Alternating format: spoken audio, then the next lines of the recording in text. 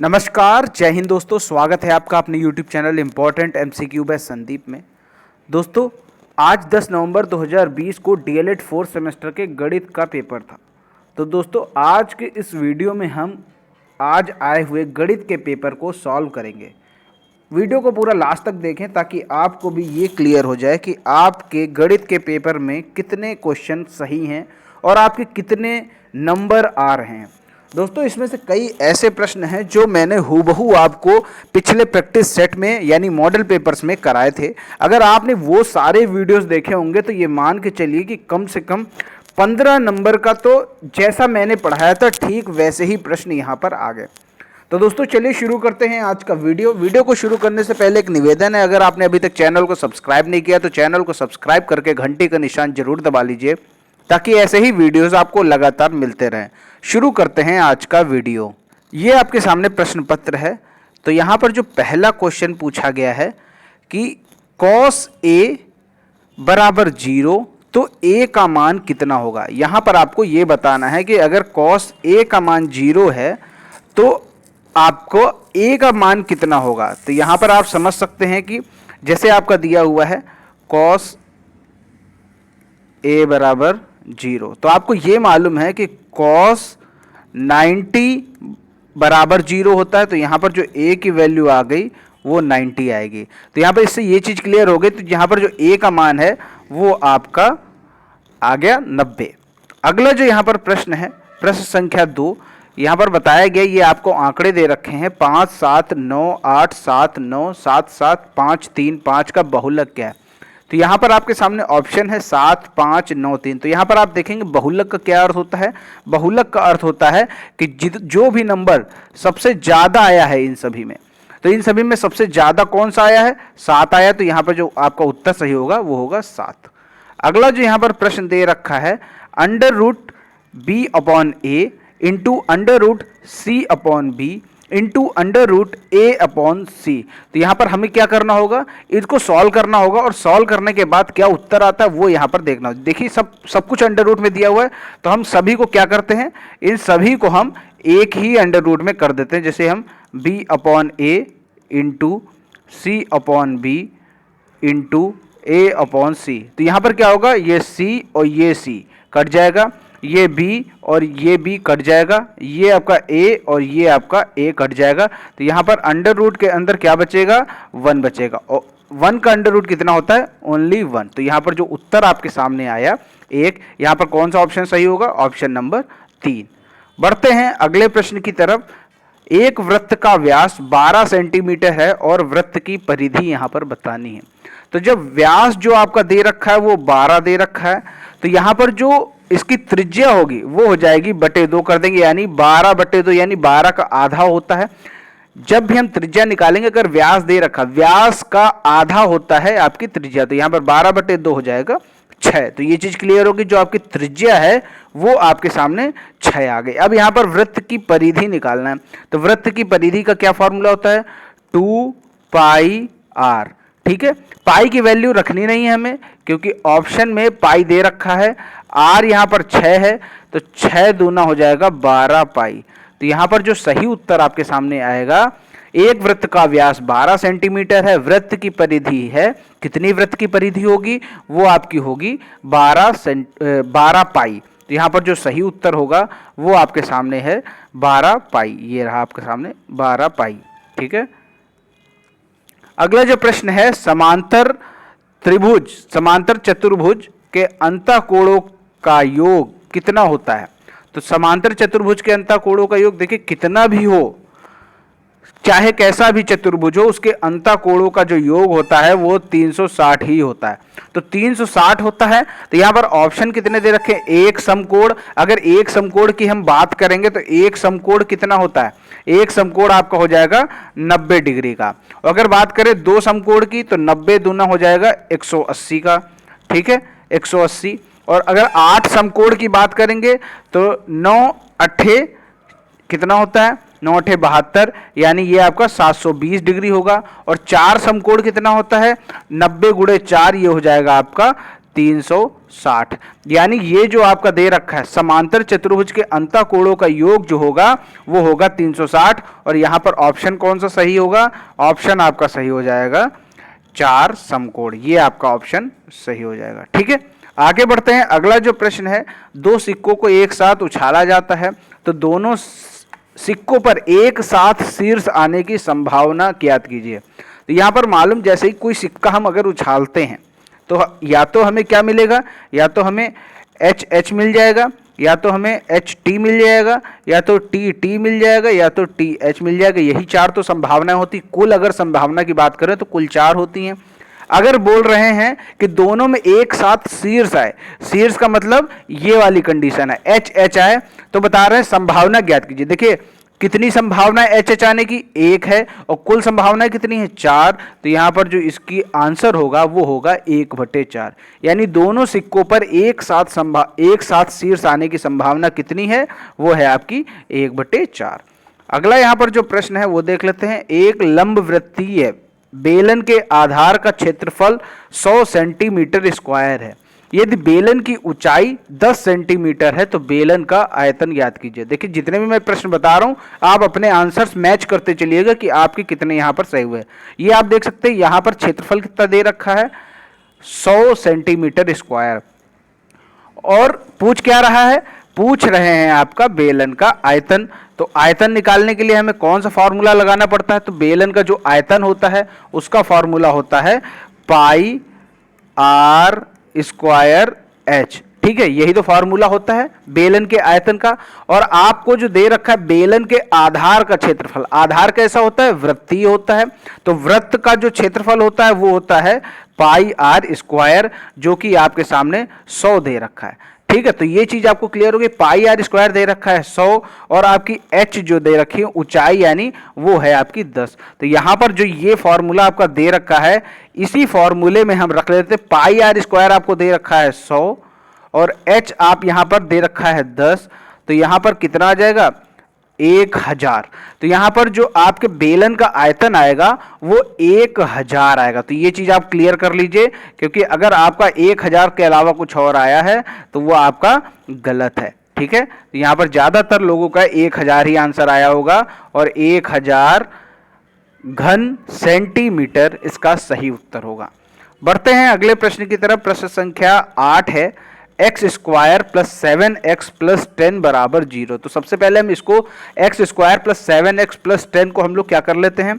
सबसे पहले हम क्या कर लें? इसका हम कर लेते हैं गुणनखंड। तो इसका गुणनखंड करेंगे तो कैसे करना पड़ेगा? देखिए यहाँ पर ये आपका लिखा हुआ है एक्स स्क्वायर प्लस 7x है। 7x को हमें 2 पार्ट में तोड़ना है, और यहाँ पर आप देख सकते हैं ये आपका 10 है और ये आपका एक्स स्क्वायर यानी 1 है, एक तरीके से कह सकते हैं। इसका जो गुणांक है वो 1 है, तो 10 गुणे 1 हो जाएगा 10। तो 7x को हमें ऐसे फॉर्म में तोड़ना है कि जोड़ने पर तो आ जाए आपका 7 और गुणा करने पर आए 10। तो वो संख्या कौन सी होगी? 5 और 2। 5 दूना होता है 10, और 5 और 2 को जब हम जोड़ते हैं तो वो आता है 7। तो यहाँ पर हमें क्या करना होगा? यहाँ पर हमें लिखना होगा 5x प्लस 2x प्लस 10 बराबर 0। ठीक है, अब इसके बाद हमें क्या करना होगा? इसके बाद इन दोनों में हम देखेंगे क्या कॉमन आ रहा है। तो इसमें कॉमन हम लेते हैं x कॉमन लिया तो एक्स स्क्वायर में जब x कॉमन लेंगे तो बचेगा x। 5x में जब हम x कॉमन लेंगे बचेगा 5। फिर इसके बाद क्या करेंगे? ये जो आपका ये दे रखा है x प्लस 5, इसको हम उठाकर यहाँ एक बार सीधे सीधे ऐसे ही रख देते हैं x प्लस 5। ठीक है, ये हमने यहाँ रख दिया। अब इसके बाद यहाँ कितना है? x है, और यहाँ आप देख सकते हैं यहाँ 2x है। ऊपर है 2x, नीचे है x। जब x कटेगा तो बचेगा आपका केवल 2। काहे का 2? प्लस का 2, तो हमने प्लस 2 रख दिया। अब यहाँ पर क्या हो जाएगा? एक ब्रैकेट में x प्लस 2 आ जाएगा, और एक ब्रैकेट में आ जाएगा x प्लस 5, और ये बराबर 0 जो स्टार्टिंग से लगता चला आ रहा था। अब यहाँ पर आप देख सकते हैं ये x प्लस 2 है, ये x प्लस 5 है। तो हमें क्या करना होगा? दोनों को अलग अलग करना होगा। x प्लस 2 बराबर 0, और ये हो जाएगा x प्लस 5 बराबर 0। तो यहां से x की वैल्यू कितनी आएगी, x बराबर माइनस का 2, और यहां से वैल्यू आएगी x बराबर माइनस का 5। तो ये चीज आपको क्लियर हो गई। बस आपको इतना ही करना था, x की वैल्यू आएगी -2 और -5। तो यहां पर ये आपका क्वेश्चन नंबर 8 इस तरह सॉल्व करना होगा। चलिए बढ़ते हैं अगले प्रश्न की तरफ। अगला प्रश्न आपके सामने दे रखा है, एक वृत्त की त्रिज्या दूसरे वृत्त की त्रिज्या से 4 गुनी है, तो दोनों वृत्तों के क्षेत्रफल का अनुपात यहां पर ज्ञात करना है। तो मान लेते हैं कि जो एक वृत्त, मान लीजिए दो वृत्त यहां पर दे रखे हैं, तो एक वृत्त की त्रिज्या दूसरे वृत्त की त्रिज्या से 4 गुनी। अगर हम दूसरे वृत्त की त्रिज्या को x मान ले तो पहले वृत्त की त्रिज्या कितनी हो जाएगी, 4x। ठीक है, यही तो बताया गया है यहां पर कि जो दूसरे वृत्त की त्रिज्या है वो एक वृत्त की त्रिज्या दूसरे वृत्त की त्रिज्या से 4 गुनी है। तो दूसरे वृत्त की त्रिज्या अगर हम x मान लेंगे तो पहले वृत्त की त्रिज्या हो जाएगी 4x। अब यहां पर बोल रहे हैं कि दोनों वृत्तों के क्षेत्रफल, ठीक है, क्षेत्रफल हमें ज्ञात करनी। तो क्षेत्रफल कैसे ज्ञात करेंगे, क्षेत्रफल का अनुपात, यहां पर आप देख सकते हैं ये यहां पर लिखा हुआ है, अनुपात ज्ञात करना है। तो अगर पहले वृत्त का जो त्रिज्या है वो है आपकी 4x और दूसरे वृत्त की जो त्रिज्या होगी वो होगी x, तो क्षेत्रफल कैसे निकालेंगे, क्षेत्रफल का क्या फार्मूला होता है आपको मालूम है, पाई आर स्क्वायर अनुपात पाई आर स्क्वायर। ठीक है, तो हमें क्या करना होगा, ये आप देख सकते हैं यहां पर।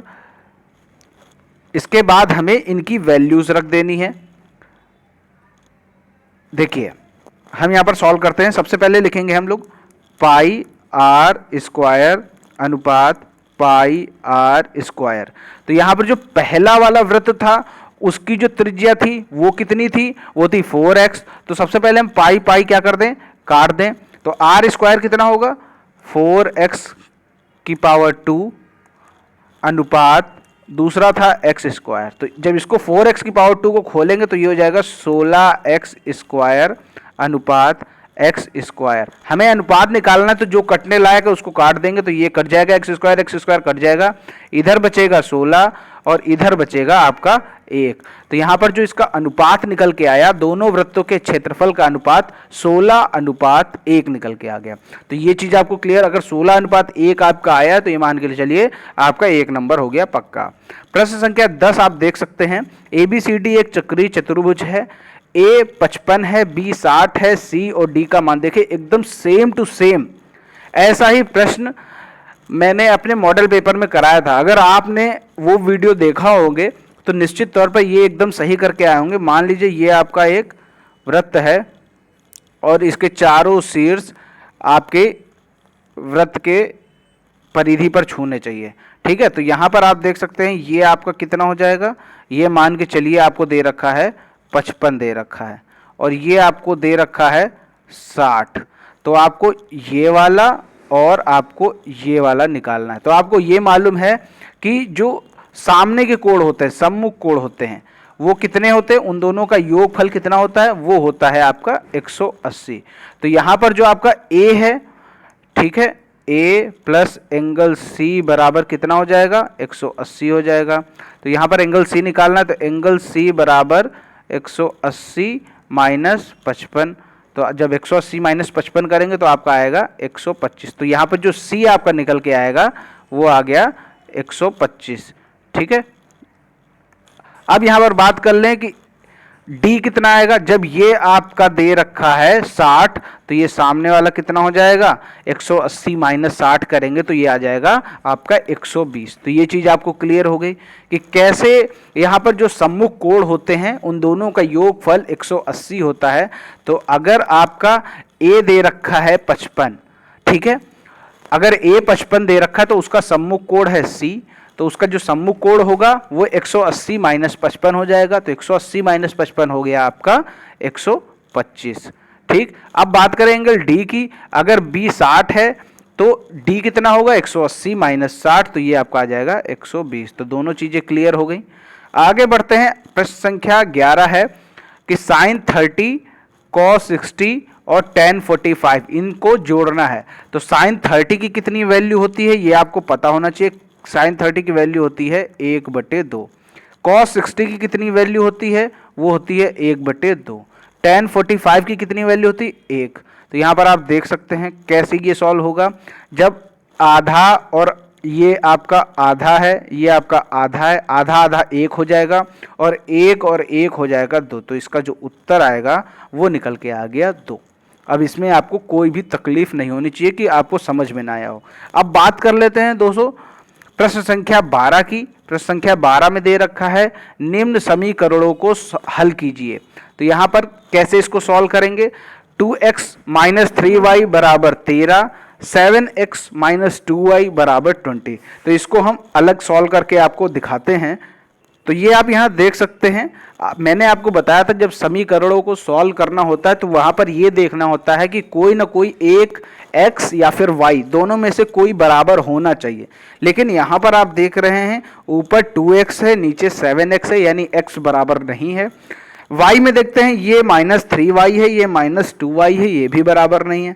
तो हमें क्या करना होगा कि सबसे पहले तो दोनों में से किसी एक को बराबर करना होगा, चाहे x को ऊपर नीचे बराबर कर ले, चाहे y को ऊपर नीचे बराबर कर ले। तो हम यहाँ देखते हैं कम से कम कैलकुलेशन किस में करना पड़ेगा, यानी कम संख्याएं किसकी हैं। तो यहाँ पर ये आपका 7 2 है और ये 3 2 है, यानी 3 2 वाले में कैलकुलेशन करें तो हमें कैलकुलेशन कम करना पड़ेगा। तो इसको हम कैलकुलेशन करते हैं। तो यहाँ पर आप देखेंगे कि ये आपका 3 है, ये आपका 2 है। हमें कैसे एक दूसरे को बराबर करें, अगर हम 3 में 2 का गुणा कर दें और 2 में 3 का गुणा कर दें तो ये बेहद आसान हो जाएगा। वही यहाँ पर हमने किया है, लिखा हुआ है समीकरण 1 में 2 से गुणा करने पर, समीकरण 2 में 3 से गुणा करने पर। तो ऊपर वाले में हमने 2 से गुणा कर दिया, नीचे वाले में हमने कर दिया 3 से गुणा। जब हमने ऊपर वाले में गुणा किया 2 से तो आया 2 2 जा 4, 2 3 जा 6 और 13 2 जा 26। ये चीज हो गई। अब नीचे वाली इक्वेशन 2 में हमने क्या किया है, 3 से गुणा किया है। तो 3 से इसमें गुणा करेंगे, 7 3 21x, 7 दूना 3 दूना 6y और 20 3 60। तो ये चीज आपको क्लियर हो गई। अब आप इसको सॉल्व कर लीजिए, नीचे के चिन्ह बदल दीजिए तो ये 6y कट जाएगा, 4x माइनस 21x हो जाएगा -17x, 26 माइनस 60 होगा -34। अब यहाँ पर x की वैल्यू निकालनी है तो -17 को उस तरफ भेजते हैं, x बराबर -34 बटे -17, माइनस माइनस कट जाएगा, बचेगा x बराबर 2। इसी x का मान हम लोग क्या करते हैं, समीकरण 1 में रख देते हैं। समीकरण 1 क्या थी, 2x माइनस 3y बराबर 13। तो x की वैल्यू हमने यहाँ पर देखिए 2 रख दी, 2 × 2 माइनस 3y बराबर 13। तो ये जो 2 दूना 4 होगा वो बराबर के उस तरफ जाएगा तो माइनस में हो जाएगा, तो ये हो गया 13 माइनस 4 बराबर 9। तो यहाँ पर आप देख सकते हैं -3y बराबर 9, तो ये -3 उधर जाएगा तो y बराबर 9 बटे -3। तो यहाँ पर y की जो वैल्यू आ गई आपके सामने -3। तो यहाँ पर आपने देखा x की वैल्यू आ गई 2 और y की वैल्यू आ गई -3। इस तरह आपने देखा कि ये क्वेश्चन पूरी तरह सॉल्व हो गया। बात करते हैं प्रश्न संख्या 13 की। यहाँ पर 40 छात्रों की आयु दे रखी है, इसमें मध्यिका ज्ञात करनी है। तो यहाँ पर आयु दे रखी है, छात्रों की संख्या दे रखी है। अब इसी के सापेक्ष हमें एक और सारणी बनानी पड़ती है। वो सारणी होती है आपकी आयु की, छात्रों की संख्या की, और जो तीसरा कॉलम उसमें बढ़ता है वो होता है संचयी बारंबारता। ऐसा क्वेश्चन मैंने पहले भी कराया और ये भी निश्चित रूप से बताया था कि आपका मध्यिका जरूर आएगी। तो यहाँ पर आप देख सकते हैं जो आपका प्रश्न यहाँ पर आयु और छात्रों की संख्या दे रखी थी, हमें तीसरा कॉलम बनाना था संचयी बारंबारता का। संचयी बारंबारता देखिए 4 ये हो गया और ये 4 8 12 हो गया, 12 12 24, 24 6 30, 30 और 10 40। तो यहाँ पर जो लास्ट वाला आता है यही हमारा पदों की संख्या होती है। तो पदों की संख्या कितनी निकल के आई, 40, और 40 क्या है, सम है। देखिए जब संख्या विषम आती है तो विषम वाला फार्मूला लगाते हैं, यहाँ पर सम आ रही तो सम वाला फार्मूला लगाएंगे। तो सम वाले मध्यिका का फार्मूला होता है 1/2 ब्रैकेट के अंदर n/2वां पद प्लस n/2 प्लस 1वां पद। तो यहाँ पर n कितना निकल के आया है, 40। तो ये हो जाएगा 40/2, ये हो जाएगा 40/2 प्लस 1। तो 40/2 होता है 20 और 40/2 20 प्लस 1 यानी 21वां पद। तो यहाँ पर 20वां पद कौन सा है, 21वां पद कौन सा है, वो हम यहाँ से देखेंगे। 20वां पद कौन सा है, 20 से जस्ट बड़ा, आप देखिए इस कॉलम में 20 से जस्ट बड़ा है 24। ठीक है, तो 24 का जो पद होगा वो होगा, पद का मान कितना होगा, 14 होगा। और 21वें पद का मान 21 से जस्ट बड़ा देखिए वो भी आपका 24 है। तो 24 वह पद का मान हो जाएगा ये हो जाएगा आपका 14। तो यहाँ पर आप समझ गए कि 14 और 14 दोनों में आया, 20वें पद का भी मान 14 आया, 21वें पद का भी मान 14 आया। तो 14 14 हो गया 28, 1/2, यानी जो मध्यिका निकल के आई वो आपकी 14 निकल के आई। तो दोस्तों अगर आपका ये प्रश्न सही है तो हमें नीचे कमेंट में जरूर बताइएगा दोस्तों, क्योंकि ये क्वेश्चन मोस्टली स्टूडेंट का गलत हुआ होगा। बात करते हैं अगले प्रश्न। प्रश्न संख्या 14 है 4 cot स्क्वायर। यहाँ पर CAT कैट छप गया है जो कि गलत है, मिसप्रिंट है, ये कॉट है COT। 4 cot square 45 minus sec square 60 plus sine square 30। यहाँ पर इन सभी की वैल्यूज रख के आप इसका आंसर निकाल सकते हैं। ये आप देख सकते हैं cot स्क्वायर 45 की वैल्यू होती है 1, सेक स्क्वायर 60, यहाँ पर क्या होगा 2 का स्क्वायर करना पड़ेगा, साइन स्क्वायर 30 यानी साइन 30 की वैल्यू होती है 1/2, तो 1/2 का हमने करा स्क्वायर। तो इसको आप कर लीजिए, देखिए ये 4 × 1 हो जाएगा, 2 का स्क्वायर करेंगे तो 4 आ जाएगा, 1/2 का होल स्क्वायर करेंगे तो 1/4 आएगा। अब यहाँ पर आप देखिए ये प्लस का है, ये माइनस का है, तो कट जाएंगे, ये बचेगा 1/4। जो इसका फाइनल आंसर आएगा वो आएगा 1/4। अब इसमें कोई समस्या हो तो आप हमें नीचे कमेंट में बता दीजिएगा कि ये कैसे आया। इसमें कुछ नहीं किया गया है, सिर्फ और सिर्फ सारी वैल्यूज रख दी गई हैं और आंसर आपका आ गया। प्रश्न संख्या आपका है 15। एक घनाभ की माप 98 सेंटीमीटर × 42 सेंटीमीटर × 18 सेंटीमीटर है। इसके आयतन के बराबर आयतन वाले घन की भुजा ज्ञात करो। यहां पर क्या करना होगा, पहले तो इस घनाभ के आयतन निकालना होगा, आयतन निकालने के बाद उसे घन के आयतन के बराबर करना होगा, उसके बाद हम भुजा निकाल सकते हैं। यहां पर आप देख सकते हैं सबसे पहले हमने घनाभ का आयतन निकाल लिया, 98 × 42 × 18 कर दिया, तो आ गया आपका 74,088 घन सेंटीमीटर। अब घन का आयतन निकालेंगे, जो आयतन है वो बोल रहे हैं प्रश्न में दोनों बराबर हैं, तो घन का जो आयतन है वहां पर हम आयतन लिख देंगे कि 74,088 है और भुजा क्यूब के बराबर कर देंगे। तो जब क्यूब यहां से हटाएंगे तो 74,088 पर लग जाएगा क्यूब रूट। अब 74,088 का जब आप क्यूब रूट निकालेंगे तो ये आपका 42 आएगा। अब ये निकाल आप लीजिएगा, ये मैं नहीं निकालूंगा, 74,088 का मैंने निकाल कर देख लिया है। आप अगर निकालने बैठेंगे तो ये पहले कटेगा आपका 2 से कटेगा, फिर 3 से कटेगा, फिर 7 से कटेगा, ठीक है। तो वहां पर जोड़े बनेंगे 2 × 3 × 7, तो 2 × 3 = 6 × 7 = 42। तो यहाँ पर जो 42 सेंटीमीटर है वही निकल के आ गया आपकी भुजा। अगला जो यहाँ पर प्रश्न है, प्रश्न संख्या 16, जैसा यहाँ पर प्रश्न में दिया है ठीक वैसा ही प्रश्न हमने पिछले मॉडल पेपर में कराया था जो मैंने कल अपलोड किया था। दोस्तों अगर आप लोगों ने वो वीडियो देखा होगा तो निश्चित तौर पर ये बिल्कुल भी गलत नहीं करके आए होंगे। तो यहाँ पर हम इसका उत्तर दिखा देते हैं। ये वही मॉडल पेपर है जो मैंने आपको दिया था और इसमें एक क्वेश्चन था, ठीक वैसा ही प्रश्न यहाँ पर पूछ लिया गया है। ये देखिए यहाँ पर CBD और CAD का मान ज्ञात करना था। ये आपका 30 दे रखा था, ये 40 दे रखा था, और ये क्वेश्चन मैं सेम टू सेम पहले भी करा चुका हूँ। यहाँ पर देखिए मैंने समझाया था जो CBD था, ये CBD था, वो किससे मिलकर बना है, वो CBA और ABD से मिलकर बना है, यानी CBD ये और ABD ये इन दोनों से मिलकर बना है। और जो CAD है वो CAB और BAD से मिलकर बना हुआ है। तो ये चीज़ आपको क्लियर होनी चाहिए। तो यहाँ पर आपको CBA नहीं दिया है जबकि ABD दे रखा है, ये रहा आपका 40, और यहाँ पर CAD में CAB दे रखा है और BAD नहीं दिया हुआ है, तो वही यहाँ पर हमने निकाला हुआ है। तो यहाँ पर आप देख सकते हैं, इसको मैं पहले भी समझा चुका हूँ अच्छे से। ABC में क्या है, ACB, CBA, BAC तीनों को जोड़ लेंगे और जो वैल्यू दे रखी है, यानी यहाँ पर अगर बात करें ABC की, इसकी बात करें तो यहाँ पर आपका ये 30 दे रखा है और जो ये C है ये होगा 90। क्यों होगा, क्योंकि ये अर्धवृत्त पर बना कोण है और जो अर्धवृत्त पर कोण बना होता है उसका नाप होता है 90 डिग्री। तो यहाँ पर 90 रख दिया, BAC की 30 रख दिया, 90 30 120 होता है, बराबर के उस तरफ जाएगा 180 - 120, CBA की वैल्यू आपके सामने 60 आ गई। अब हमें CBD निकालना है तो CBA + ABD तो CBA हमने निकाला 60, ABD पहले से दे रखा है 40, तो यहाँ पर जो CBD की वैल्यू आ गई वो आ गई आपके सामने 100, यानी CBD यानी ये पूरे की वैल्यू कितनी आ गई 100 आ गई। अब इसी तरह हमने यहाँ पर सॉल्व किया, ABD में तीनों एंगल को जोड़ लिया है, 180 के बराबर कर दिया है। जो अर्धवृत्त पर बना कोण है उसको हमने 90 रखा हुआ है, और DBA जो प्रश्न में दे रखा है वो 40 दे रखा है। 90 40 होता है 130, 130 बराबर के उस तरफ जाएगा तो BAD बराबर हो जाएगा 50। इसके बाद CAD की वैल्यू हमें निकालनी थी, तो CAB प्लस BAD, BAD निकला 50, CAB प्रश्न में दे रखा है 30, तो CAD की जो वैल्यू आ गई वो आपके सामने 80 आ गई, यानी ये आपका 80 आ गया। तो ये चीज़ आपको क्लियर है, ये 80 आया और ये आपका आ गया था 100। ठीक है, चलिए अब अगले प्रश्न की तरफ बढ़ते हैं। इसीलिए दोस्तों बोलता हूं कि सारे मॉडल पेपर ध्यान से देखें जिससे आपका कोई नुकसान ना हो। अगला जो यहाँ पर प्रश्न दे रखा है, 2 अंकों की संख्या का योग 12 है, यदि उस संख्या में 36 घटा दिया जाए तो संख्या के अंकों का स्थान परस्पर बदल जाता है, संख्या ज्ञात कीजिए। ध्यान से देखिएगा, ये प्रश्न आज तक कभी नहीं आया इस तरह का, लेकिन इस बार ये पूछा गया है।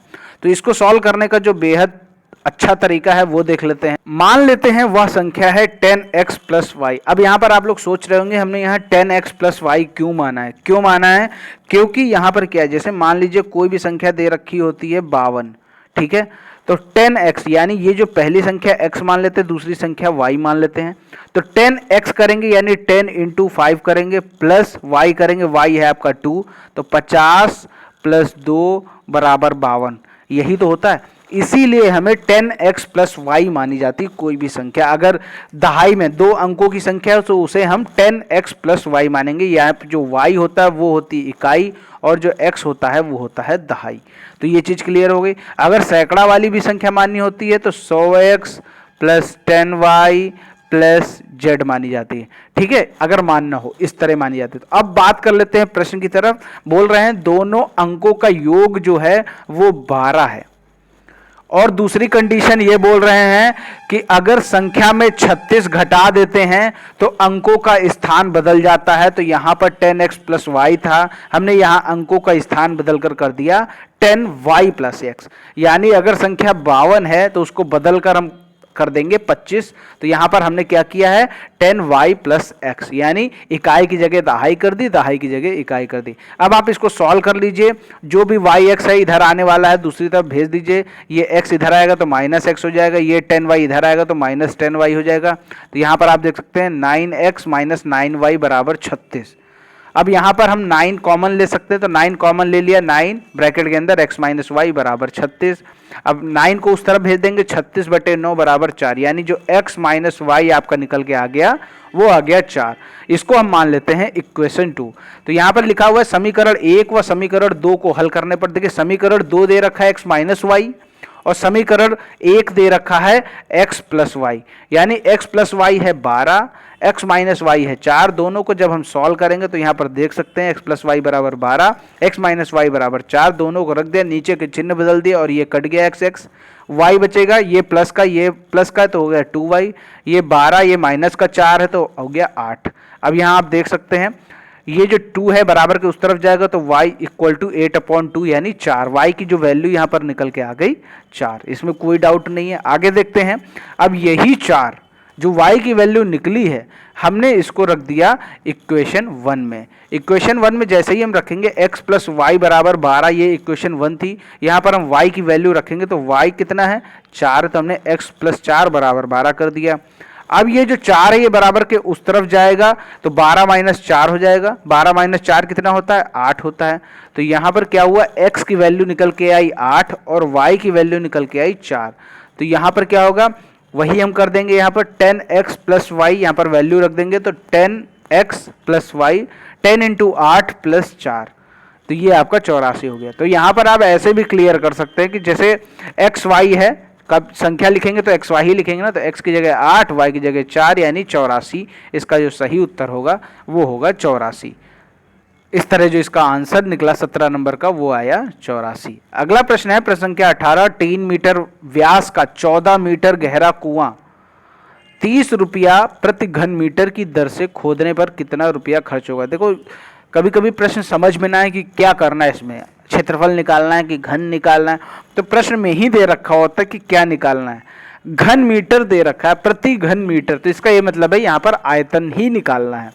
तो 3 मीटर व्यास का 14 मीटर गहरा, यानी अगर हम कोई कुआं खोदते हैं तो वो कैसा दिखता है, वो एक तरीके से हम कह सकते हैं वो बेलनाकार होता है। ठीक है, ये आपका कुआं खोदा गया। इसकी जो ऊंचाई दे रखी है यानी गहराई दे रखी है वो 14 दे रखी है, यानी हम ऊंचाई कहें या गहराई कहें एक ही बात है, वो है 14। और 3 मीटर व्यास का है, तो व्यास क्या होता है, त्रिज्या का दुगुना होता है। तो यहाँ पे जो त्रिज्या आपकी निकल आएगी वो आएगी 3/2। ठीक है, त्रिज्या 3/2 हो जाएगी और आपकी गहराई यानी ऊंचाई वो हो जाएगी आपकी 14। तो इसको कैसे सॉल्व करेंगे, तो ये आप यहाँ देख सकते हैं व्यास दे रखा है 3, तो त्रिज्या 3/2 हो जाएगी। ऊंचाई यानी गहराई 14 मीटर दे रखी है, तो इसको सॉल्व कर लीजिए सीधा। बेलन या कुआं का आयतन जो है πr²h, पाई रख दी 22/7। आर जो है आपका 3/2 निकला था, क्योंकि जो आपकी व्यास थी वो 3 थी, तो त्रिज्या कितनी हो जाएगी 3/2, 3/2, 3/2। अब यहाँ पर आप देख सकते हैं 7 और 2, 7 दूना 14, ये कट जाएगा, 2 और 22 कटेगा, 11 आएगा। 11 × 3 × 3 यानी 11 × 9 बराबर 99 घन मीटर, यानी जो कुएं का आयतन है आपका वो निकल के आ गया 99 घन मीटर। अब यहाँ पर हम ये पूछ रहे हैं कितना खर्चा होगा। खर्चा दे रखा है 1 घन मीटर का 30 रुपया दे रखा है। ठीक है, तो 99 घन मीटर कुल कुएं का आयतन है, तो 99 × 30 बराबर 2970। तो यहाँ पर आप देख सकते हैं कि जो कुआं खोदने का खर्चा आ रहा है वो आ रहा है 2970 रुपये। अगर यहाँ पर आपको कोई भी तकलीफ है, कोई भी समस्या है, किसी भी प्रश्न में कंफ्यूजन है, तो आप बेझिझक नीचे हमें कमेंट में जरूर बताइएगा। और दोस्तों आपके कितने नंबर आ रहे हैं इस प्रश्न पत्र, अपने नाम के साथ नीचे कमेंट में हमें जरूर बताइएगा। उम्मीद करता हूँ ये प्रश्न पत्र का हल आपको पसंद आया होगा और आपने अपने मार्क्स मैच कर लिए होंगे कि आपके कितने नंबर आ रहे हैं, वो कमेंट में बताना बिल्कुल भी ना भूलें। वीडियो पसंद आया तो वीडियो को लाइक करें, शेयर करें। चैनल को सब्सक्राइब नहीं किया तो चैनल को सब्सक्राइब करके घंटे का निशान जरूर दबाएं, ताकि ऐसे ही वीडियोस आपको लगातार मिलते रहें। मिलते हैं दोस्तों अगले वीडियो में, तब तक के लिए जय हिंद, जय भारत।